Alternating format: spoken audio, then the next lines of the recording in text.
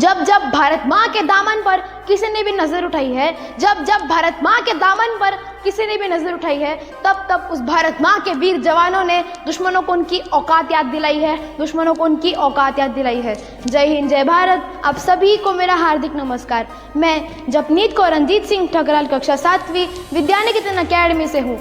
आज मैं आप सभी के सामने हमारे भारत की पहली महिला gallantry award winner lieutenant colonel Mitali Madhumita पर कुछ शब्द कहना चाहती हूँ।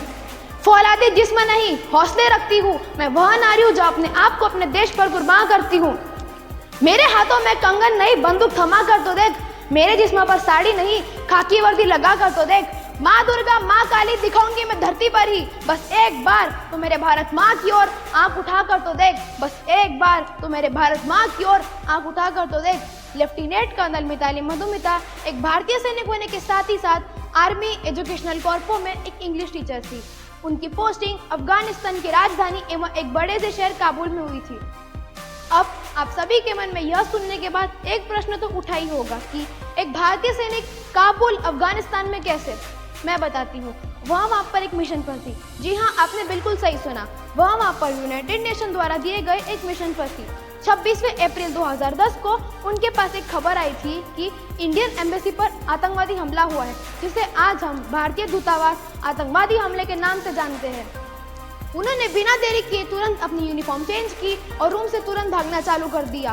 उनके ऊपर गोलियां भी चलाई गई थी, लेकिन उन गोलियों को नजरअंदाज करते हुए वह 2 किलोमीटर तक लगातार भागती रही थी। इंडियन एम्बेसी पहुंचने के बाद उन्होंने पूछा तो उन्हें पता लगा कि 19 लोग घायल हो चुके हैं। वह काफी डर गई और तुरंत ही उन घायलों की मदद में जुट गई। उनके आने से पहले उनके साथियों ने वहां की स्थिति को संभाल लिया था, आतंकवादियों को ढेर कर दिया था और आतंकवादियों का नामो निशान मिटा दिया था। उनके दिखाए गए अनुकरणीय साहस और बहादुरी के लिए लेफ्टिनेंट कर्नल मिताली मधुमिता को सेना पदक से सम्मानित किया गया था। लेफ्टिनेंट कर्नल मिताली मधुमिता से प्रेरित होकर आज मैं गर्व से कह सकती हूँ कि भारतीय नारी किसी से भी कम नहीं, और जो एक पुरुष कर सकता है वह एक स्त्री भी काफ़ी अच्छे से कर सकती है। So never underestimate the power of women, because you don't know what they can do, what they will do, what they have done and what they have suffered from. Thank you. जय हिंद, जय भारत।